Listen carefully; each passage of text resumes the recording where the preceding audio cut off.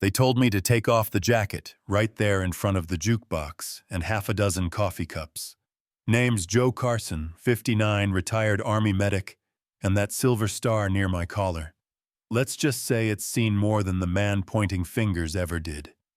Ever been mistaken for less than you are, just because of what you're wearing? Joe Carson sat alone in the corner booth of the Cottonwood Diner, as she had every morning since the leaves started to turn. The vinyl beneath her creaked like tired knees, but she didn't shift, just sat. Palms cupped around a chipped white mug filled with coffee, as black as her sleep-deprived thoughts. Outside the window, dust danced in little whirlwinds across the highway, phantom swirls chasing ghosts only she could see. She sipped slowly. No cream. Never cream. The bitterer, the better it cut through the stillness, reminded her she was alive. Nadine Voss, owner and unofficial town oracle, slid a plate of toast and eggs onto the table. Same as yesterday, she said with a wink, though Joe hadn't ordered. She never did. Nadine just knew. "You need anything, hon?" the older woman asked, her voice soft, but edged with steel. Joe shook her head, gaze flicking to the napkin beside the plate. Folded precisely. Pressed into that square was something no one else ever noticed, because she made sure they didn't. Inside that napkin, a silver star, its corners dulled, not by time but by disuse. She never wore it, never mentioned it.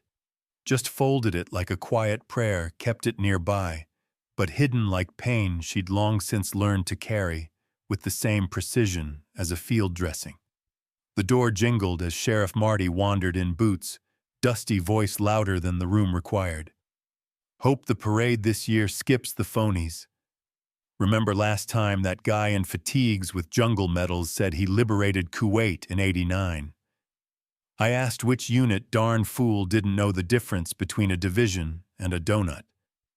Laughter rippled from the back corner where the Chapman brothers played checkers daily like it was a job.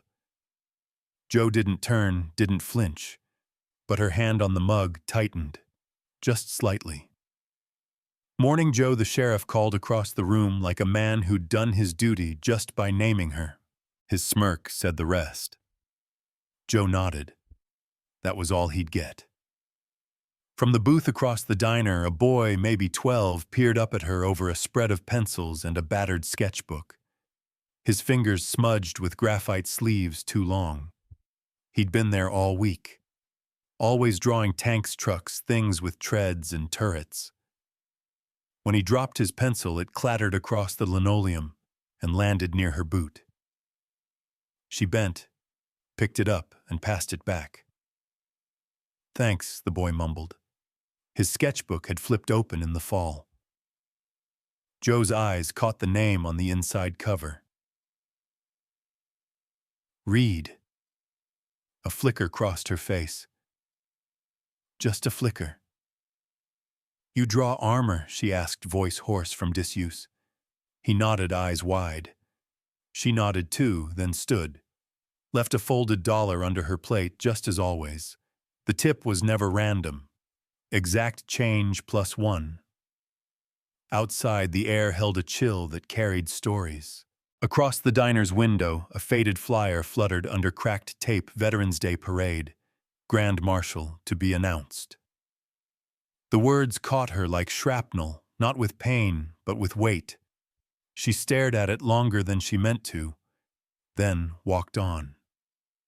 Her old Dodge truck groaned as she climbed in.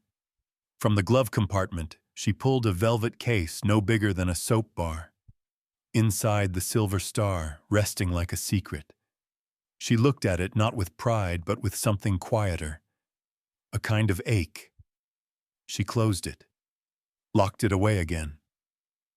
As she turned onto the road, a low rumble echoed behind her. A line of motorcycles peeled down Route 89A, chrome teeth in the sun. She didn't glance over, but one rider did.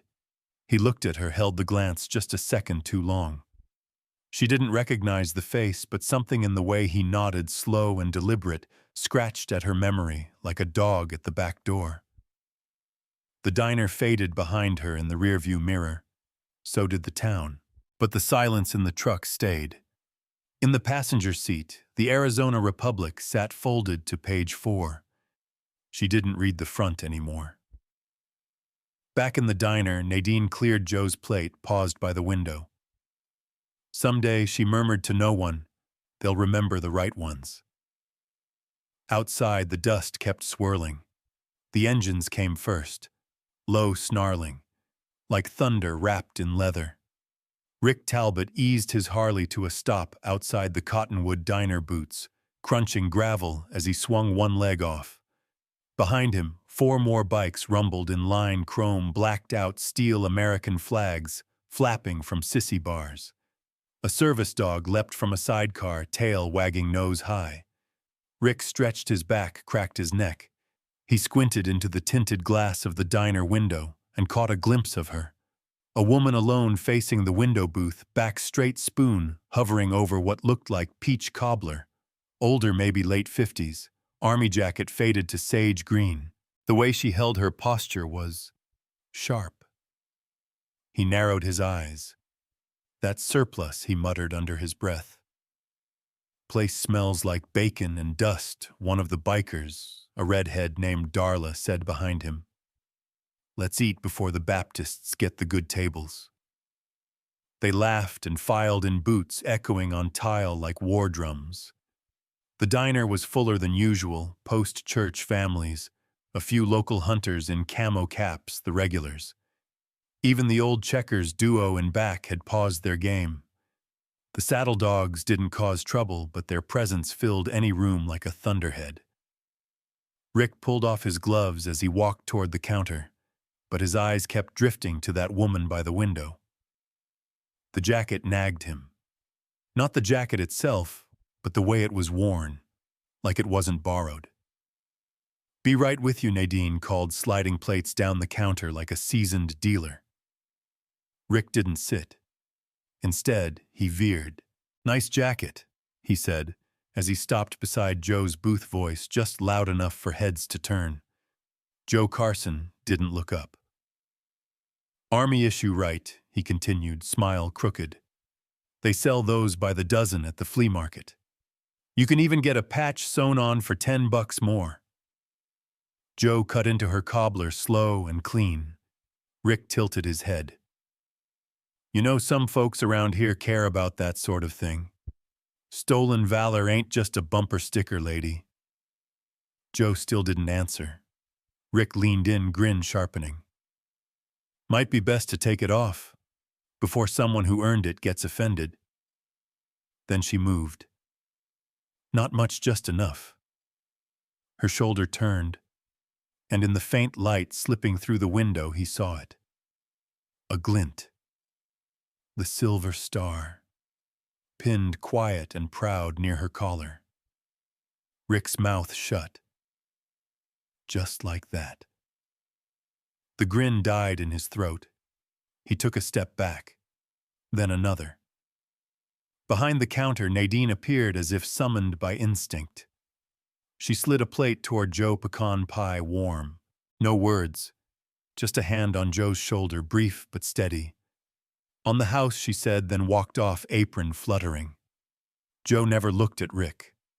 Rick stood there, suddenly aware of his size, his boots, the noise he'd brought with him. The diner had gone still. Forks hovered. Coffee cooled. From the corner, one of the bikers asked quietly, "You good, Rick?" Didn't turn. Just exhaled slow. "Thought I saw a ghost, that's all."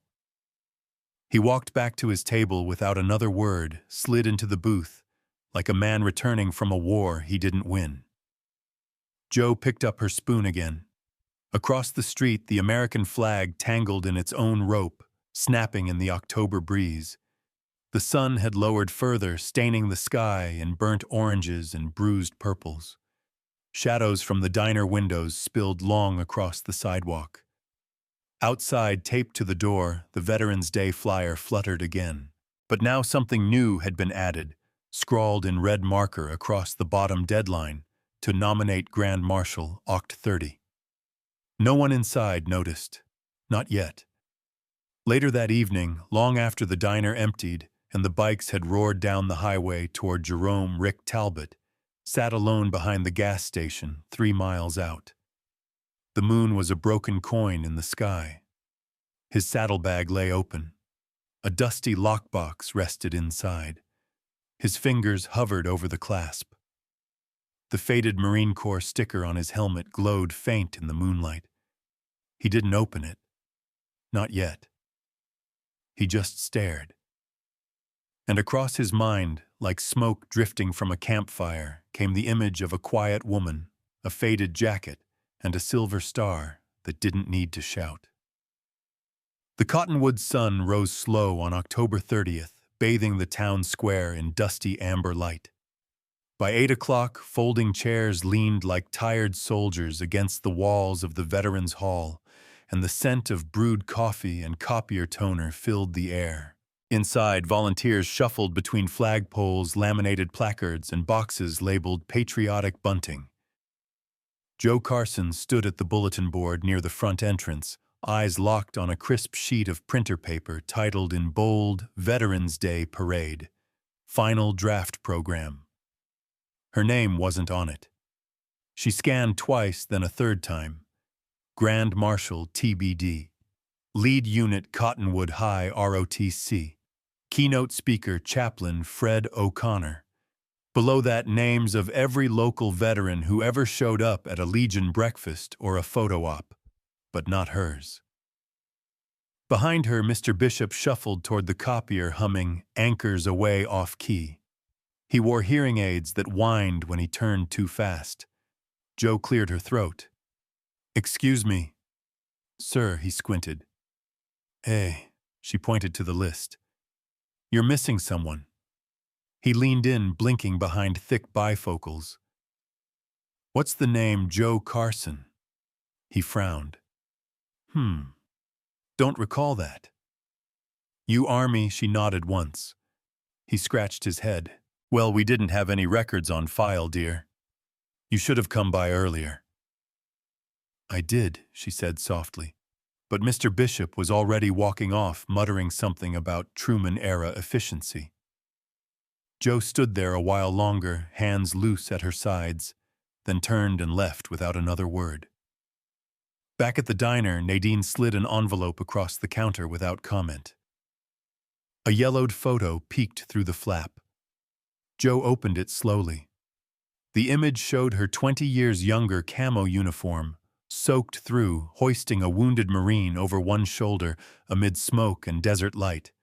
Sand stuck to every inch of her skin. The Marine's eyes were half-lidded. A medic's chaos frozen in time. From the far booth, Rick Talbot looked up just as the photo hit the light. He froze mid-bite fork suspended in the air. That Marine was him. He didn't say a word. Just stared, his jaw tightening then loosening. His eyes dropped to the table. Joe slid the photo back into the envelope and tucked it into her coat. Later that evening, the diner had mostly cleared out the vinyl booths, shiny with sanitizer, the windows showing the last of the gold sun draining into dusk.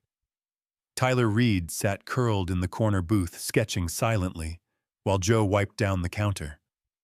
When he stood to leave, his notebook slipped from the seat and landed on the floor, fanning open. Joe picked it up, meaning to call out, but Tyler was already out the door, chasing after his mom's car. She hesitated, then sat. The pages were filled with tanks, helicopters, Humvees drawn in earnest lines and pencil smudge. But near the back, a photo clip was taped to a page creased and curled at the corners. It showed Tyler at maybe 6 years old, perched on the shoulders of a man in army dress blues. The man was tall, proud, with a steady grin and squared jaw. The name beneath printed in childlike block letters, Marcus Reed Joe, stared at the image, something heavy settling in her chest. She knew that name, had seen it on a casualty report once. Camp Bastion, 2011. Her fingers brushed the edge of the notebook as if it might vanish. Behind her, Nadine wiped down the pie case, voice low. Some things take time to come back around. Jo didn't answer. She gently closed the notebook, cradling it in both hands, and walked out into the cool night. On the diner's side bench beneath a humming street lamp, she sat with the envelope in one hand and Tyler's notebook in the other, memory and meaning, held like offerings no one asked for but couldn't be ignored. Down the road, the roar of a motorcycle echoed once, then stilled. Miles away in a small tool shed, converted into a makeshift office, Rick Talbot knelt beside his saddlebag. He unlocked the old metal box and rummaged through faded medals, folded letters, a pair of broken dog tags.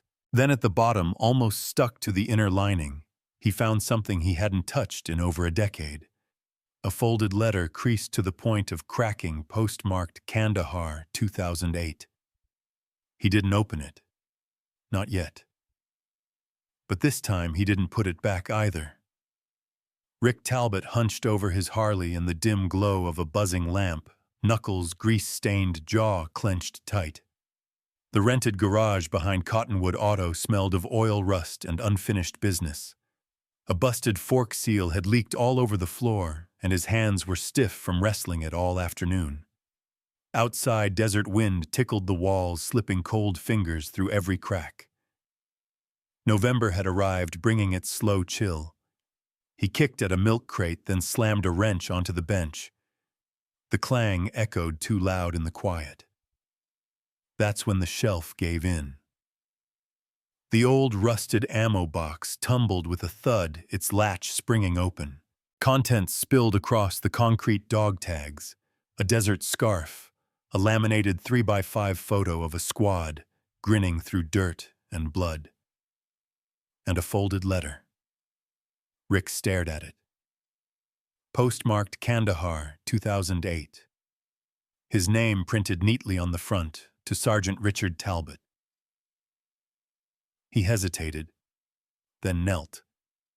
The paper crackled as he unfolded it. Edges yellowed, corners soft.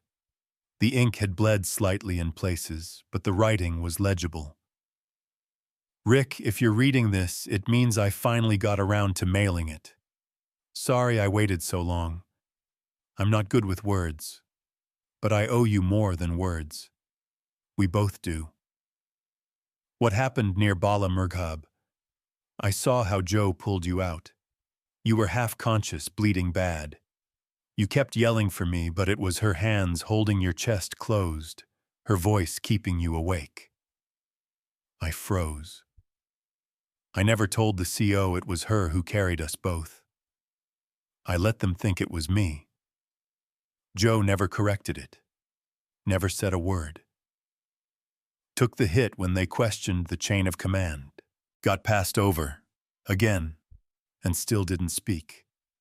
You told me once you didn't believe in saints. But she is one. One with steel in her spine and silence as her shield. Take care of her. One day you'll understand what she gave. Marcus Rick's throat went dry. He read the letter again. Then again. He sat back hard, breath shallow. Outside, somewhere down the road, a wind chime clinked. He remembered the heat, the smell of smoke, the weight of his own legs when he couldn't move. Remembered a figure kneeling beside him, arms under his back, hauling him to cover, while bullets snapped overhead. He'd thought it was Marcus. It wasn't. He saw it now, clear as glass, Jo Carson. Blood at her temple, eyes steady, carrying more than just a wounded man. Carrying their shame, too. He buried his face in his hands. When he stood, the letter shook between his fingers. He didn't wipe the tears, just stuffed the dog tags and letter back into the box, grabbed his jacket, and left. The diner was closed, the neon sign flicked off, but Nadine hadn't left yet. Through the back window, Rick spotted her wiping down the counter alone under the humming fluorescence. He knocked once, then again. She opened the side door, apron still on, face unreadable. You knew, he said. She nodded. Rick stepped inside, breath visible in the chilled air. He sat at the counter, pulled the letter from his coat, and placed it on the formica like a confession. "I called her a fraud," he whispered. Nadine didn't speak. She just poured him a cup of coffee and slid it over. Rick stared at the steam. "I was there. That day, she saved us. Took the heat so Marcus could keep his rank. I let her fade." "You're not the only one who did," Nadine said gently. Silence settled between them, dense and pulsing. Rick finally said, "Help me do this right." Nadine disappeared into the back. When she returned, she held a flat canvas bundle. She laid it on the counter and slowly unrolled it. Inside an old parade banner, the stitching still firm despite the years. Across the bottom hem near the corner was a name embroidered in delicate thread: Joe Carson, U.S. Army Medic, Rick, touched the edge thumb brushing the letters. "Why wasn't this ever used?" "She asked me not to," Nadine said. "Said the work mattered, not the credit." Rick leaned back, exhaling like a man loosening a secret he'd carried too long. Then he reached into his jacket, pulled out a Veterans Day nomination form he'd taken from the town hall 2 days prior. His pen trembled. He wrote her name in the blank that read, "Nominee for Grand Marshal." The ink bled slightly, just like the letter. Nadine said nothing. She just stood behind him, steady as a flagpole. Outside, the wind carried dust across Cottonwood's empty streets. Joe didn't know it yet. But her name was finally going up. 3 days after the parade, something new appeared on the back wall of the Cottonwood diner. No speech. No ribbon. No announcement. Just a simple black frame, freshly dusted, hanging between the fire exit and the pie menu. Inside it, a silver star mounted on deep navy velvet, and beside it, a photo creased, scanned, but clear. A younger Joe Carson, desert fatigues smeared with sweat, and grit cradling a wounded Marine beneath the rising rotor of a Blackhawk. No label, no caption, but no one asked who it was. That morning, Tyler Reed sat at the counter, legs swinging beneath him, a pencil tucked behind one ear. His latest sketch sat on a napkin, the window booth drawn from memory, with a silver star glowing in a shaft of sunlight. A small figure, Joe sat alone, smiling faintly. Joe stepped out from the kitchen in a soft gray cardigan, her army jacket hung up near the coat rack for once. Her hair was down. Still salt and pepper, still practical, but not bound.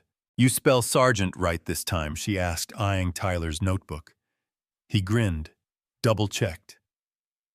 They sat at the far booth together, his book spread across the table, her fingers guiding his sentences. The assignment. Write about someone who changed your idea of bravery.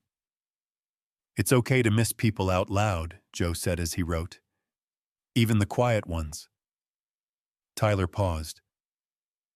"I think Dad would have liked you." Joe looked away just for a second.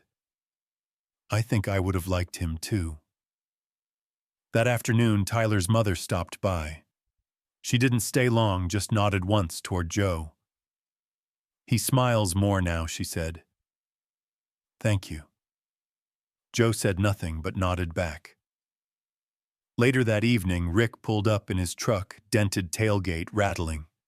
He walked into the diner with a small box under one arm and a smirk on his face. "Thought you might need one of these," he said, placing it on the counter. Joe opened it.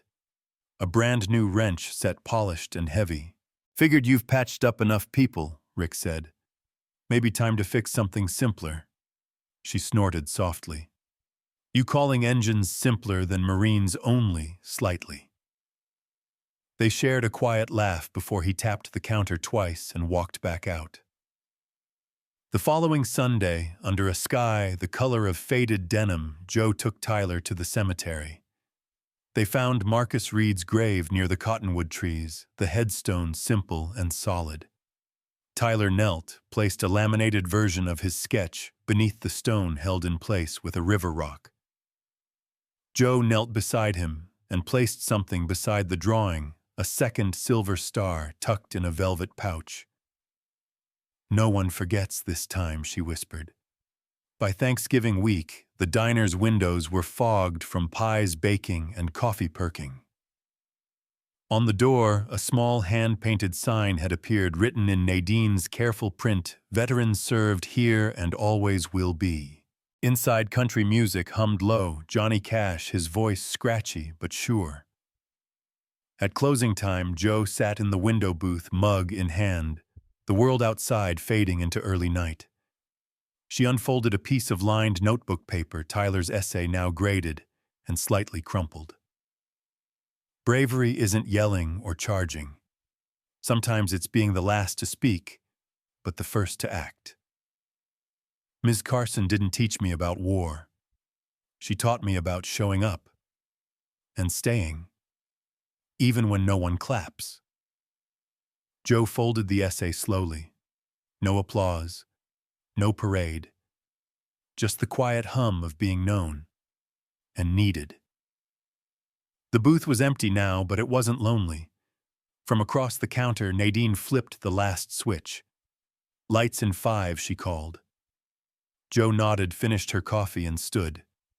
As she turned to leave, Tyler's voice came from behind her. "Are we family now?" he asked, eyes wide, hopeful.